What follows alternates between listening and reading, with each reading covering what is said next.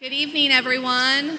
I hate to interrupt all the great conversations that I know are happening at your tables, but I did want to take a moment to introduce to you the next speaker at the dinner. Dr. Bennett G. Boggs serves as Missouri's Commissioner of Higher Education and oversees the Department of Higher Education and Workforce Development. Taking the position in 2023, he comes from Colorado, where he served as the Deputy Executive Director and Chief of Staff at the Colorado Department of Higher Education. Prior to his role in Colorado, Dr. Boggs worked across many areas of higher education, including the National Conference of State Legislatures, the Kentucky Education Professional Standards Board, the Kentucky Council on Post-Secondary Education, and the Kentucky General Assembly. Dr. Boggs also has experience working in both public and private institutions of higher education. Dr. Boggs earned a bachelor's degree from Wake Forest University, a master's of education from the College of William and Mary, a PhD in higher education policy studies from the University of Virginia, and completed at the Institute for Management and Leadership in Education at the Graduate School of Education at Harvard University. So please join me in welcoming Dr. Boggs.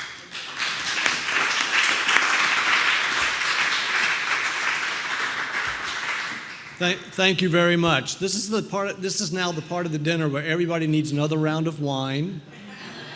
This will go a whole lot better if you enjoyed and take that.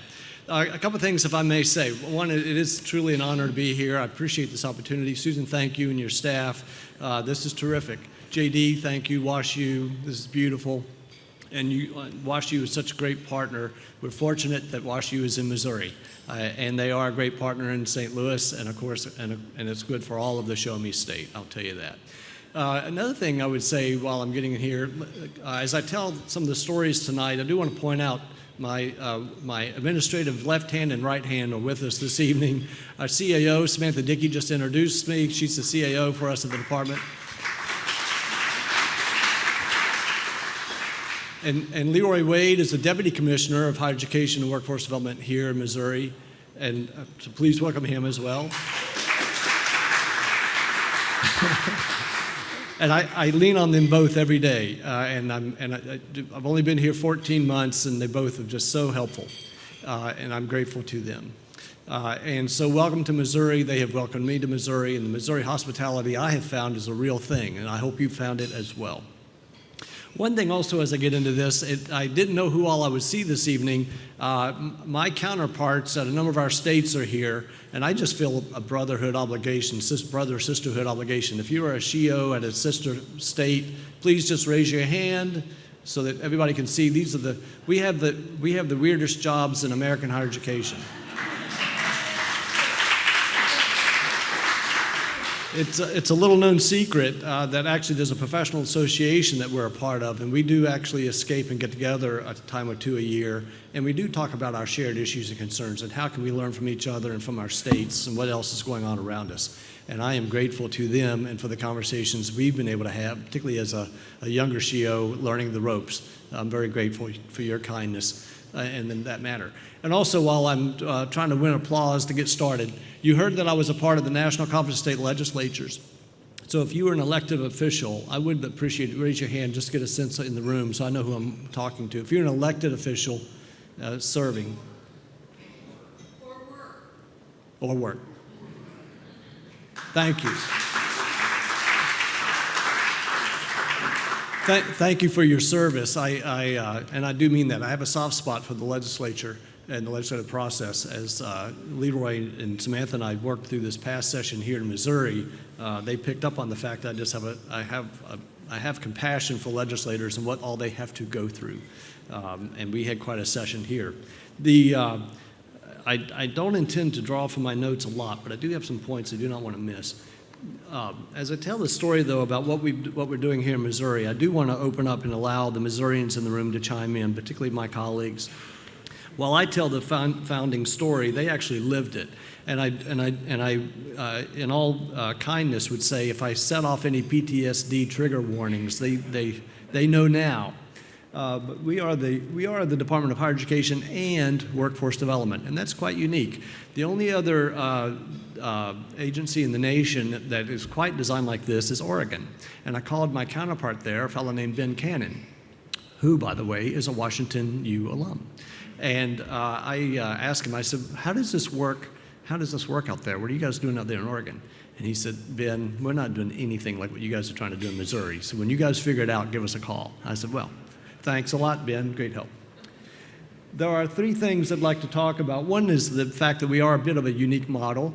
I'd like to also talk a bit about some of the big goals that we're trying to take on to address some challenges, and also to talk about some interesting initiatives that we're trying to develop here.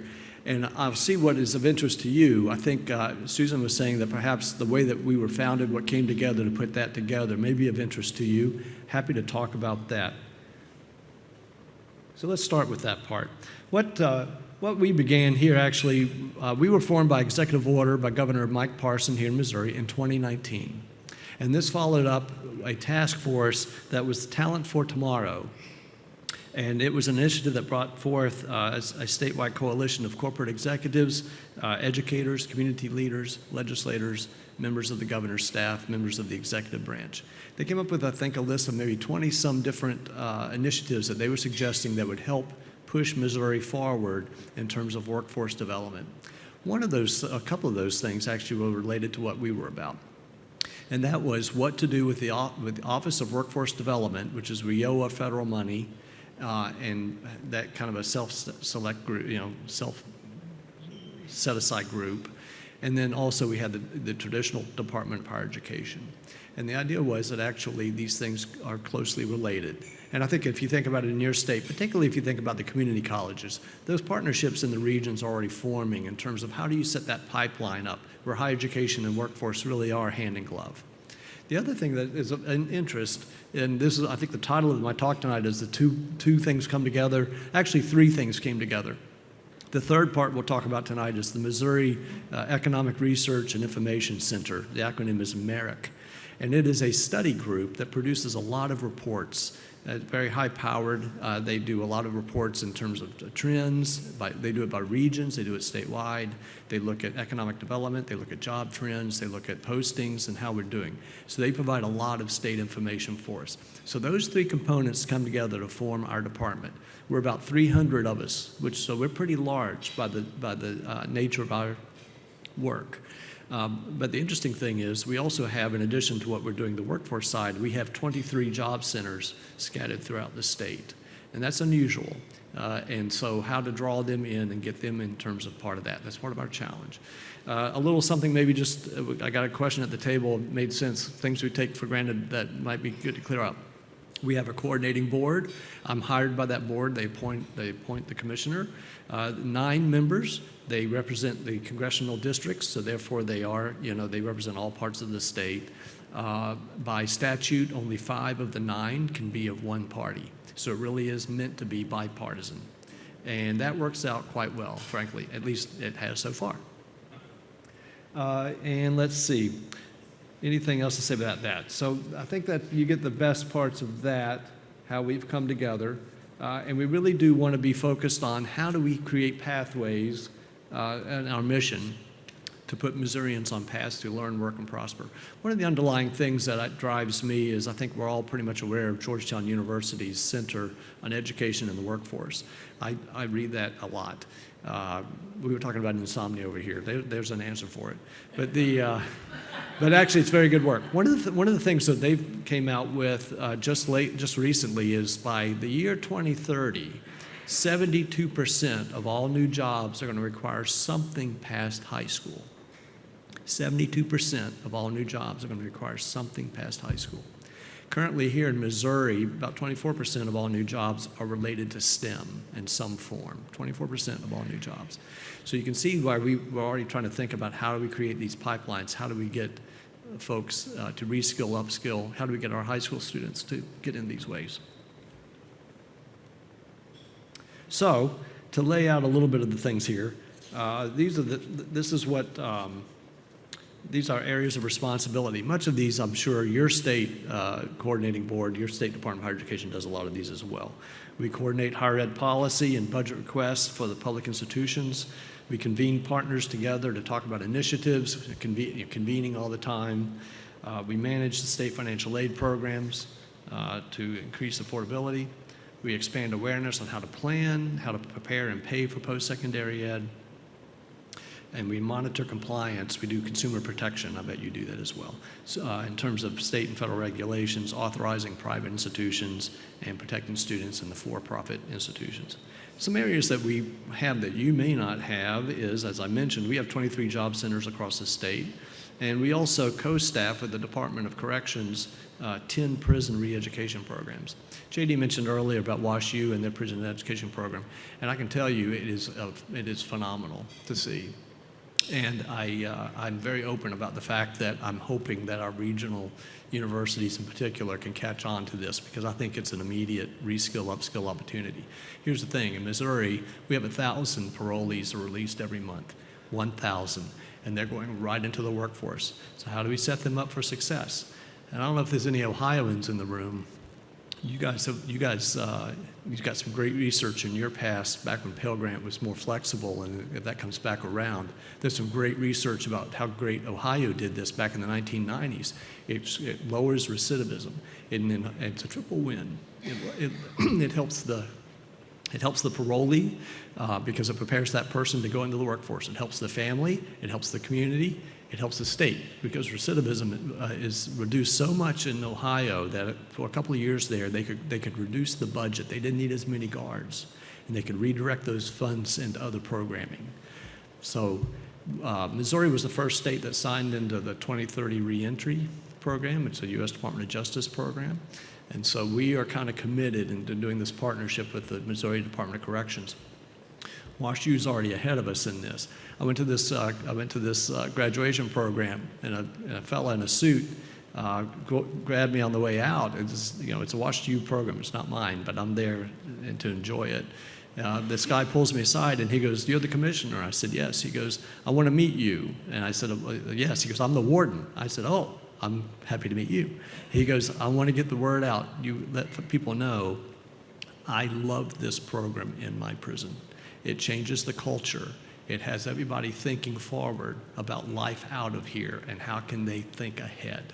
And that way they get out of their heads and worrying about what's going on right here, right now. They're planning, they've got hope, they're planning for the future." What more can you ask a warden to say? So I'm thinking, well, can we just put you in a car and ride you around and you tell everybody these things?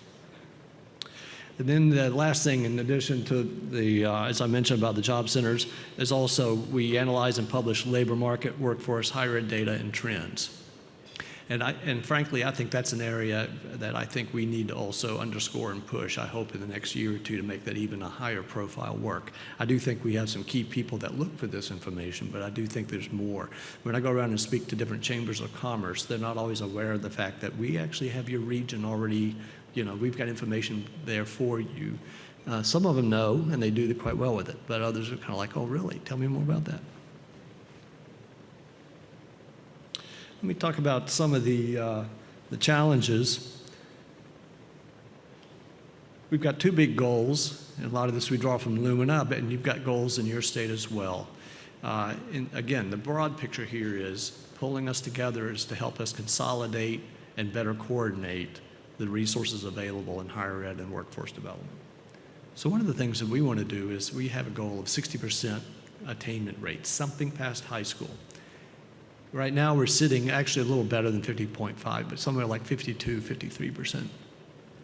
But as you can imagine, that last 6 to 9% is going to be the hard one. We've already got the low-hanging fruit. We all hear that, but now we got the hard part.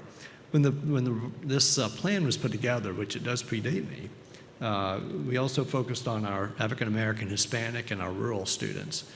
Tennessee did a similar thing. They also added veterans, and I think that was a very good move there as well. So we do track as well. If you look at those numbers, we're not going to get to 60 if we can't get out of the 30s with our African American, Hispanic, and our rural students. So no matter how we want to talk about the issue, look at the data. To get where we want to go, we got to figure out how to provide that support. we've had some great conversations with our rural communities. And I guess you probably can figure out Missouri well enough to know you're in St. Louis. On the other end of the state is Kansas City, and in the middle is big, beautiful agricultural rural Missouri. And so that's a big part of what we got to work on. If any Dakotans in the room, I promise you we meant no offense. But as we look at the Midwestern states,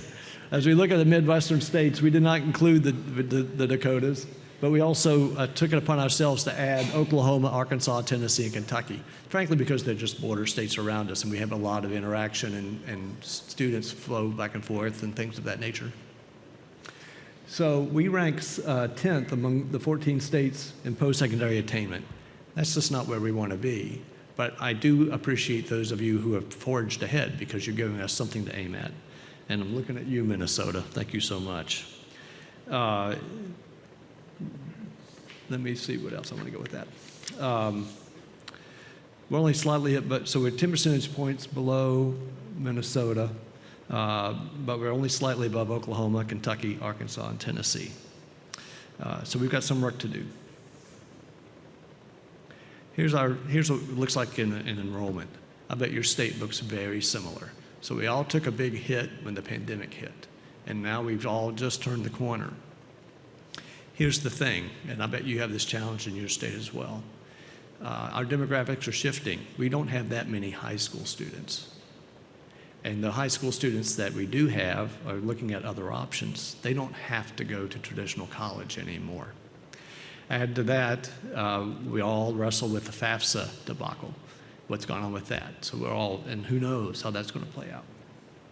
So I think we have to understand we're not going to get back to the 2017 numbers, not by relying on high school seniors. It's just not going to be there. So we have to think about what else do we need to do. Again, if we're going to look at 60%, if that's our goal, then who are we going to go after? The other big item in post-secondary attainment, the other thing we also have is workforce attainment. So our goal is to have 70% of Missourians fully engaged in work, in the world of work.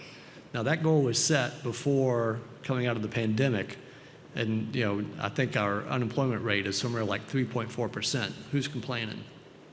Actually, it went up from 3.2% to 3.4%, and I asked the guys at Merrick, I said, that doesn't sound great. And this is what an economist will tell you.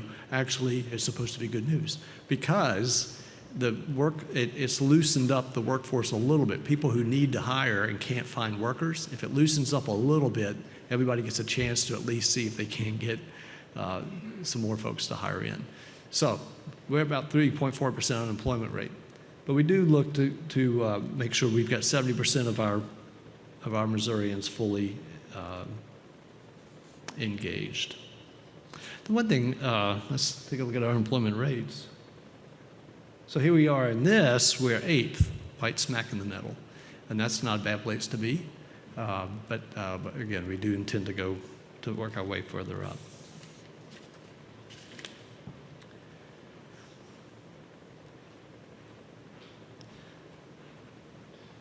I mentioned our unemployment rates, and I bet your charts, and I know this is not great dinner photos, so this is why the wine comes in. So our unemployment rates look pretty good, but the thing of it is, it still is a challenge for our African American Missourians, our rural Missourians, and our young Missourians. And if you think about where we're going to go in the future, we want our young people to be fully engaged and fully employed. You think about our urban locations, our African Americans here in St. Louis and Kansas City. So these are areas that we need to focus on.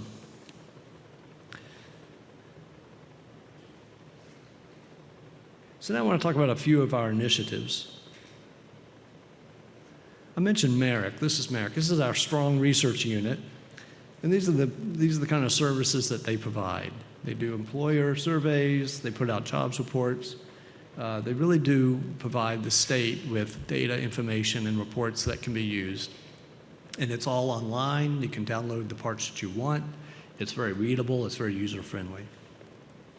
Now, the last note is that we have also put together, or are in the midst of putting together, a P20W longitudinal data system. And a lot of states already have these. Your state may have. We're just a little bit behind in putting that together.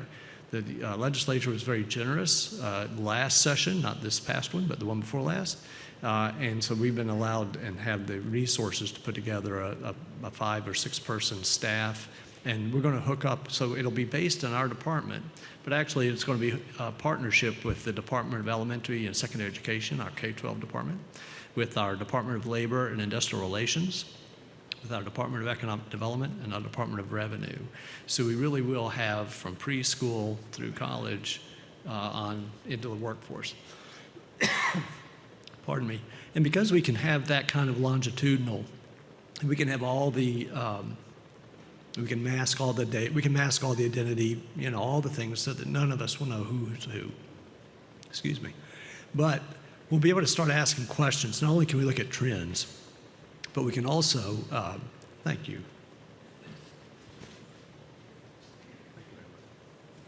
But we can also start asking questions between ourselves. Let's say we can do a snapshot in October. Who all has taken remedial ed somewhere? And we can, at our colleges, we can do a snapshot in October, back that out, take a look, where did they come from, what school districts in Missouri.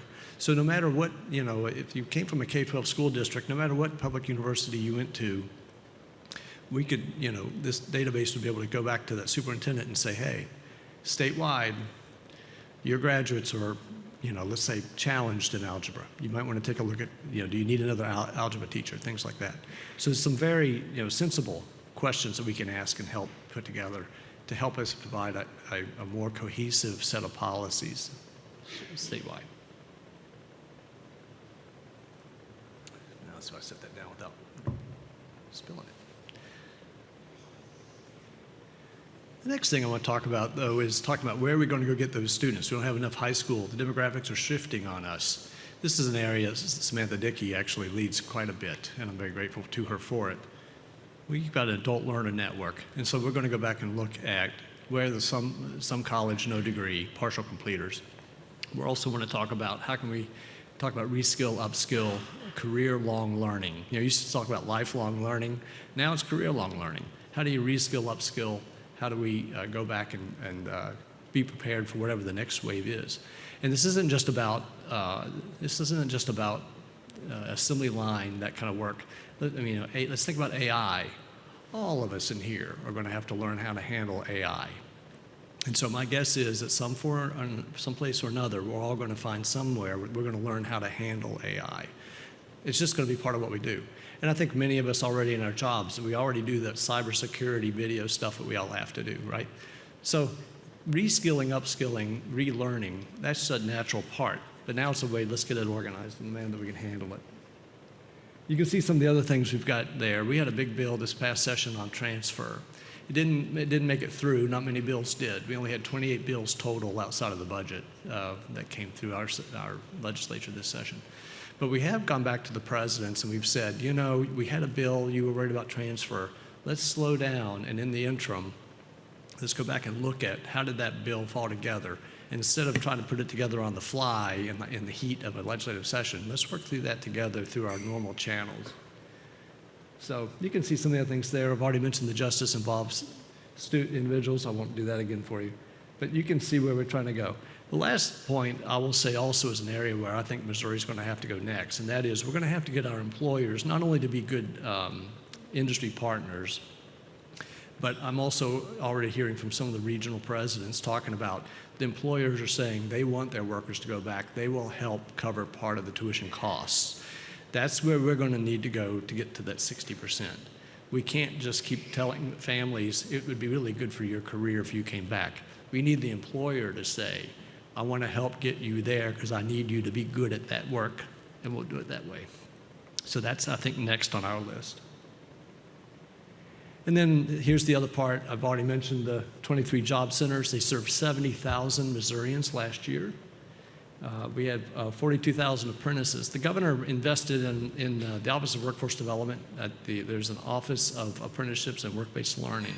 We had 42,000 new registered apprenticeships. And whoever counts these things, that put us up about third in the nation behind Texas and California. And just based on population, we're not going to catch Texas and California. But we've had a really big success. Apprenticeships have caught on like wildfire with our business community. We are focused on veterans, like I'm sure many of you are. And we have work-ready communities. There's a program that was started, I think, with it's a federal program, U.S. Department of Labor, started back in 2012. And we've got 90 counties now are certified work-ready communities. We've got another 20 or so in the pipeline. This is where, based on the county, you've got your business community, your elected officials, and your education partners come together, and they go through a checklist, and they look at their assets. What's going on in this county? What are our strengths? What do we need to do? What's our future? What are our opportunities? What do our young people, what skills do they need? And that says to me, if we can get all of our institutions engaged in that manner locally, that's how we'll get to that 60%, because you got to get to 60% in every region. We'll have it statewide. One last thing I'll talk about is in our workforce development, we have rapid response teams. And even I got an email earlier today. There's a system set up where if there's a business, something going, a business of a certain size going under, they have to fill out a form, and it sends out, triggers it's called a WARN, and it's an acronym. I don't, off the top of my head, don't know what that is. But we have a group of our staff will pull together, and their job is rapid response. They'll contact whoever it is that's leading that, and they'll do a job fair very quickly in that location, so that the workers who are getting laid off will immediately start assessing what else is available. And this is a great service to Missouri. I've been very impressed by it. And I got to tell you, you've got these guys are almost like workforce commandos. I mean, the staff that I have that do that work are just they'll come in on a Sunday and pull their materials together so they can be there on Monday morning. I also there's one thing I didn't mention here was Mo Excels. The governor here, when I first got to meet him, he said, Ben, I'm about two things. I'm about infrastructure and workforce development. And if you can remember that, we're going to get along just fine. And I said, well, Governor, workforce is in our department's name. I promise you, we're going to get along just fine. So, but he invested quite a bit of ARPA funds and set up a program for our institutions where they could assess where they were and what they needed, what were opportunities that they could use that would have industry partnerships. What is it in their campus that would be a particular contribution to help that region in economic and workforce development? And I was just talking to Samantha. Samantha runs the content of it, and Leroy's people operate the budget side of it, so there's a real partnership going on. We were just saying 110 million have been set up so far, with another 54 million just passed to do this. And it's matching. So the institutions work out the deals, and so it's been a fantastic program that really has been an investment in workforce preparation, and it's our institutions being part of that investment. And then I'm sure, much like your state, we have some great financial aid programs, and this does fall under Leroy Wade's, his team. They're great stewards of it, and we have some very good, successful programs. The one I would want to highlight for you is the Fast Track Incentive Grant. It's focused on non-traditional students, non-traditional adults who want to make a career change. And particularly during the pandemic, this took off pretty well. And as I remember looking last summer at the data, it has a 70% success rate. And I don't know about you, but in most cases, if you can get 70% success rate, that's a pretty good program. And more than half of those were people, I think females, African-American females, who were shifting over to healthcare careers, which is what we really needed. So there we are with that. And then the one thing I wanted to highlight also is this past year we've assembled a really dynamic outreach team And they are quick on their feet to get out and work with high school counselors, families. They do workshops. They really are just providing good organized PR in terms of the programs that we offer. And so I'm very impressed by them. They also work very hard to reach out to workforce areas. One of the first stories I got when I first moved here was some conference was offering a outreach program, and people from the department got there, and they were set up 2 tables side by side, and one side was workforce people and one side was the higher ed people, and they didn't know the other was going, oh, you're going to be here? I didn't know that. And so I'm sitting there going, you got to be kidding me. It's like the old Cool Hand Luke movie. What we have here is a failure to communicate. So these guys have come together, though, and they do really good work, and they really do reach out and try to be very inclusive. So I want to talk a bit about where we're going to go next. One is, I've told my staff when I took the job, the board told me they wanted to go from being merged to be integrated.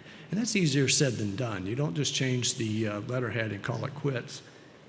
It really is, I will be honest, they are really 2 different cultures. They really are. Workforce is very agile. They've got a lot of federal money with certain kind of guidelines. They make changes quick. They really are focused in these job centers. People coming in, they need a job for next week to make the rent next week. Higher ed, which is my traditional background, much more methodical. We think on semester schedules, and policies make change, and we talk it through and all that. And the workforce guys are like, they're falling asleep while we're sitting there talking about what we're going to do.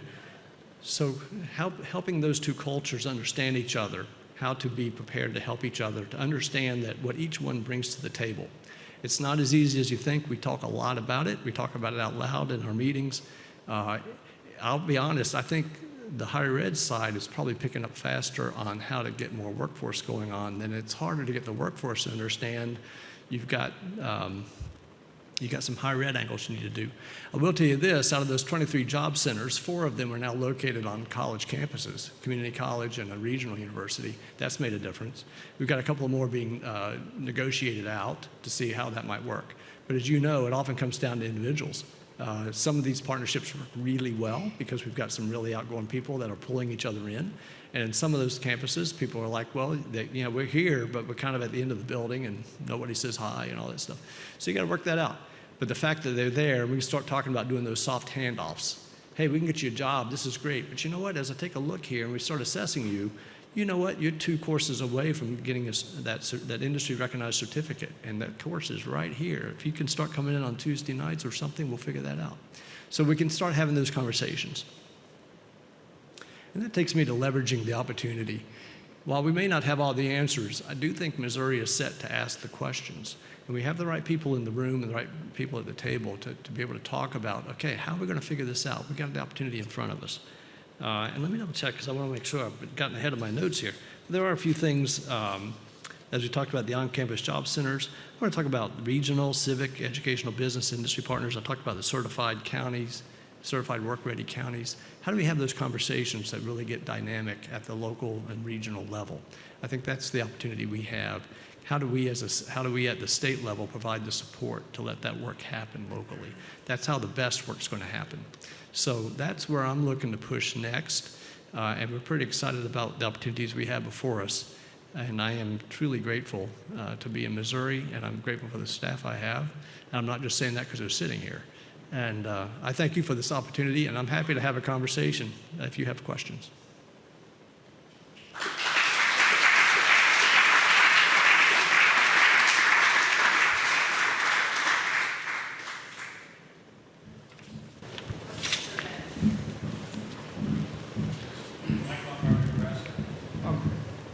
Mike Baumgartner from Nebraska. And with your adult financial aid program, are you doing non-credit programs as well as credit programs, or do they have to lead directly to a certificate or a degree? I look at Mr. Wade. If it's industry recognized. Yep, non-credit programs are included in it as long as it leads to an industry recognized credential. I will tell you, we're pushing very hard on how do we start translating non-academic industry-recognized credentials into academic credentials. That would help our institutions a great deal in terms of funding. And I think we're all of us are in that. So whoever figures it out first, we'll all jump on board. But that is a big deal that and we've actually been approached by a foundation to do some homework and help us try to figure that out. Yes, I have a question for you. What do you do to address a situation when you encounter people who never complete their high school diploma? People who don't have a high school diploma? Yes. Where do you direct them to? In the job centers, they can start working on GEDs, and we'll start talking about, if to be eligible for this job, you need these certain whatevers. And we've got the resources right here for you.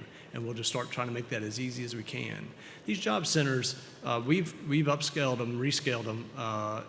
We want them to be very professional places. They almost have, but it's interesting, they're part social service, part professional recruitment.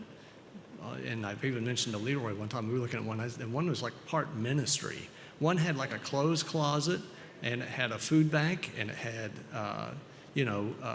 toiletry stuff, and all this. So families coming in and in need could get what they needed. And I was thinking, this is not just a job center. This is like a community hub.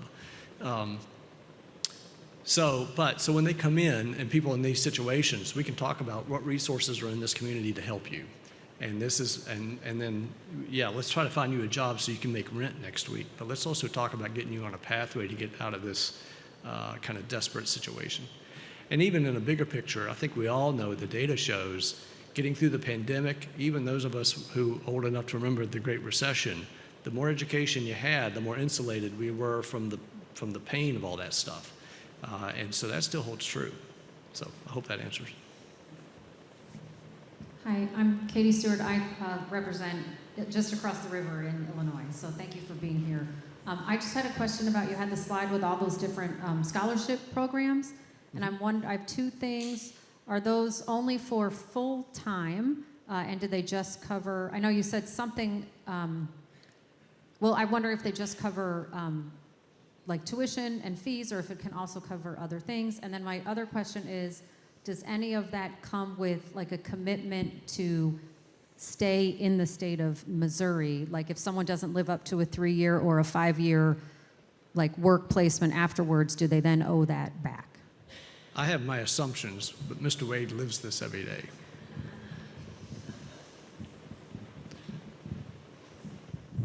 So there's a mix of programs that are up there. The A+ scholarship is a tuition and fee. It's a last dollar tuition and fee program, and students have to complete certain things in high school to be eligible. The rest of none of these programs require staying in the state after you graduate. Fast Track originally had that kind of a piece. It was a loan program that could be forgiven. But the legislature, thank goodness, took that piece out of it, and we've seen the program explode after that. That loan piece was really holding us back. Most of them, except the Fast Track program, do require full-time attendance. I think that's everything you ask about.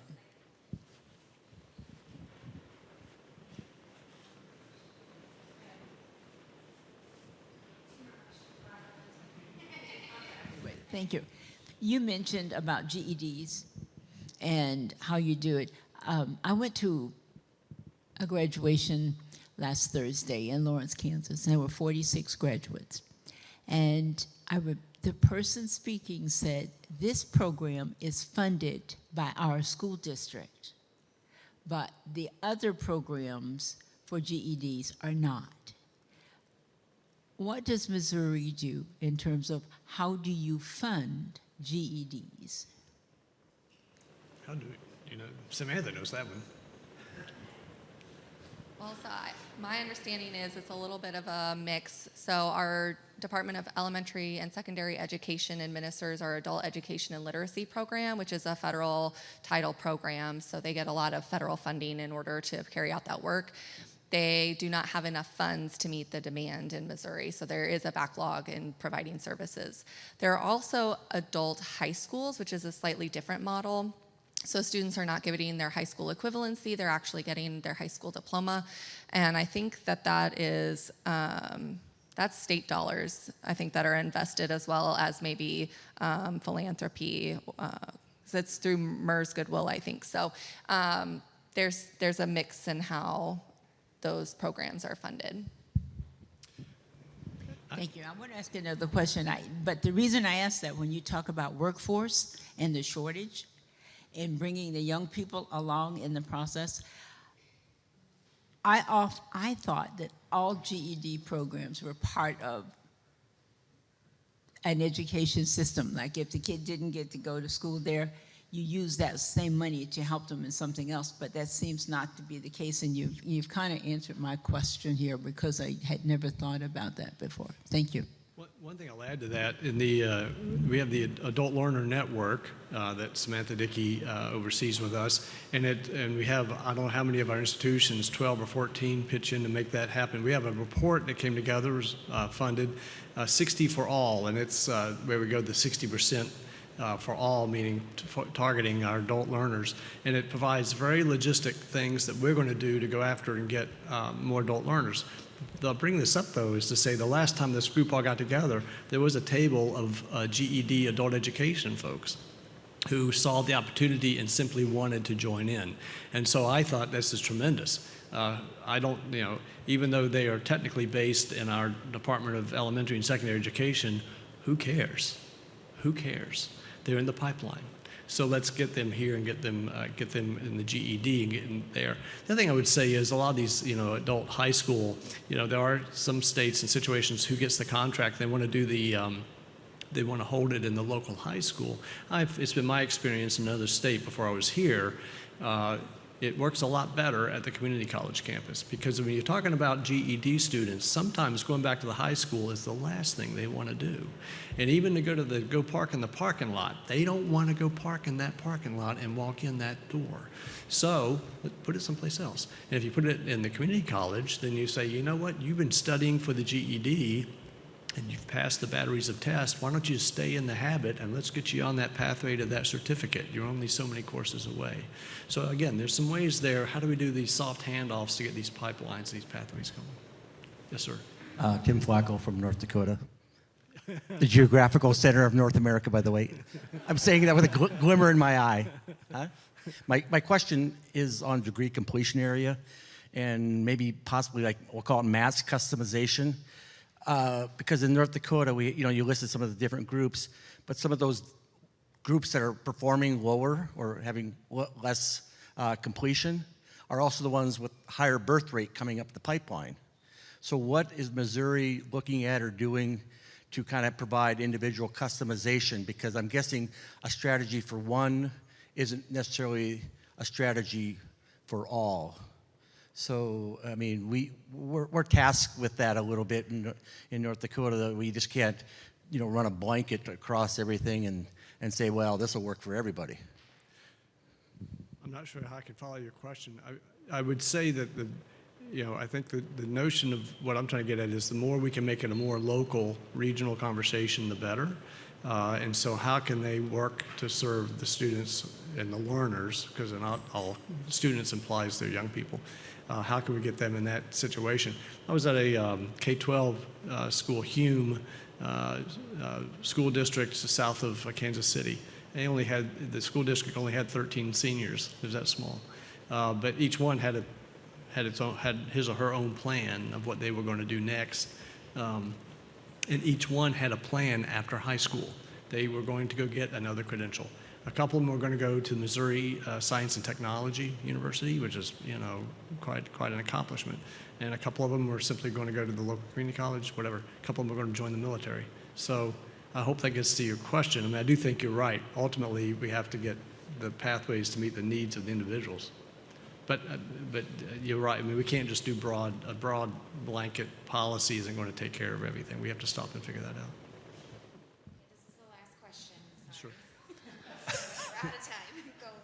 Yeah, Larry Tiedemann from South Dakota, the other state. But anyway, I loved your presentation and trying to integrate higher ed and workforce development and you identified rural population as one that you feel you need to get to raise up to that 60%. So my question is, how are you developing the jobs then to keep those folks in the rural America, or are they going to be relocated and we have the brain drain from the rural communities? That's a good question. It's a very fair one. And by the way, let me just toss this out. When I was with NCSL, I ended up doing a project up in Bismarck, and the hospitality was fantastic. And but I will admit, it was snowing in April, and I was thinking, are you serious? But we had a great time. And your question is a good one. And we do talk about that a good bit. And agribusiness in Missouri is big. It's a big, agribusiness matters. And so a lot of it, again, comes back to how do we help those counties and that work certified certification. How can the county come together with its educational partner? And what I'm trying to do at the coordinating board is how do we get our regional universities and our community colleges to make sure they're part of that partnership. Tennessee used to be really good at this. They had some grants that the grants were given by the state legislature, but they went to the county, not to the university or the community college, but the county had to come together. The county commissioners, the business workforce community, and the local post-secondary education, and they would ask for a grant to work on something like that for their region, but it didn't go to the university, it went to the county, and that way the county was the one that was in charge of how is this going to be able to work. So I think we need to have those conversations here, but it is a large part of our state, and so there's a lot of economic opportunity, but we also talk about educational deserts. How do we make sure that our adult learners, they're not going to go 25, 30 miles one way for a night class, turn on, come back, and they got to be at work at 6 a.m. So we've got to figure out how to do that in our community. So, but these are the good questions to be asking, and I think we're trying to wrestle with the right ones. Thank you.